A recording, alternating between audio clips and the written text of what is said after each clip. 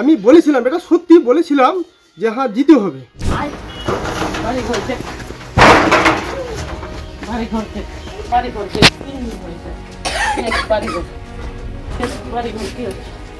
কি ঢুকে দেখ।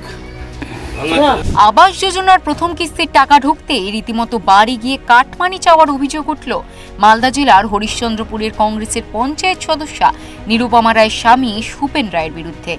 ইতিমধ্যে সেই ছবি ভাইরাল সামাজিক মাধ্যমে।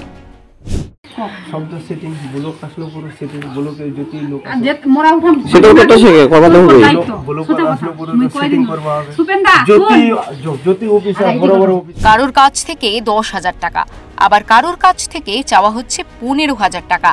টাকা না দিলেই পরের কিস্তির টাকা ঢুকবে না বলে হুমকি। সুপেন রায় মানুষদের বোঝান, পাওয়া টাকার ভাগ দিতে হবে ব্লকের লোকের কাছে, যদি না দিতে পারে টাকা তাহলে মিলবে না পরবর্তী কোনো সাহায্য। সঙ্গে দেওয়া হচ্ছে জোরদার হুমকি। এমনকি এক বৃদ্ধার টাকা ঢুকতেই টিপ ছাপ নিয়ে টাকা তুলে নেওয়ার চেষ্টা করা হয়। সংবাদ মাধ্যমের ক্যামেরা দেখতেই ভয়ে ফিরিয়ে দিলেন স্লিপ।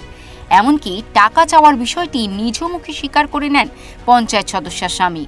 ভিডিও হয়েছে, আমি বলেছি জাস্ট বেনিফিশিয়ারকে টাকা দিতে হবে, তাই বলে টাকা দিয়েছি, বলেছি তাই বলে আমাকে টাকা দেয়নি, বলেছি তাই বলে আমাকে টাকা দেয়নি।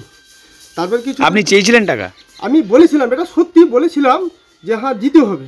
যদিও স্বামীর কীর্তি মানতে নারাজ স্ত্রী। এটা সব মিথ্যা, আমি এর থেকে আমি কিছুই জানি না, আমি এগুলো কিছুই জানি না। বলছি যে আপনার স্বামী স্বীকার করেছে ক্যামেরার সামনে যে 10,000 টাকা করে কিছুই জানি না, আমি মেম্বার, আমি কিছুই জানি না ওটা। আপনি তো বলছে যে 10,000 টাকা করে বেনিফিশিয়ারির কাছে। আমি কি না টাকা তুলেইনি আমার স্বামী। ক্যামেরার সামনে তো বলছে আপনার স্বামী যে 10,000 টাকা করে। না না, এটা সব মিথ্যা, ওদের বানানো, ওগুলো সব। আর এলাকার মানুষও বলছে যে এলাকার মানুষ না, ওদের সব এগুলো বানানো।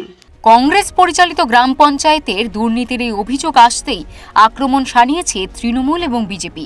শুরু হয়েছে জোর রাজনৈতিক তরজা। জনগণের প্রশ্ন, 1,20,000 টাকায় বর্তমান সময়ে পাকা বাড়ি হয় না, তার মধ্যে যদি কাটমানি দিতে হয় তবে আমরা ঘর করব কি করে? কারণ হচ্ছে কি, যেহেতু আমি বিশ্বাস হয়তো করতাম না, কিন্তু আমার কাছেও টাকা চেয়েছে, ঠিক আছে। তার সঙ্গে আমাকে 3 দিন প্রায় আমাকে ফোন করেছে টাকা নেওয়ার জন্য।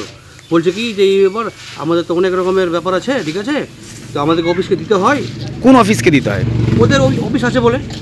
হ্যাঁ, সে আমি বলতে পারছি, ওরা বলছে, মেম্বার বলছে যে আমাদের অফিসকে টাকা দিতে হয়, ঠিক আছে, এই কারণে আমাদেরকে তাড়াতাড়ি চাইছে, আপডেট চাইছে। মালদা থেকে প্রশান্ত কুমার দাসের রিপোর্ট, ওঙ্কার বাংলা।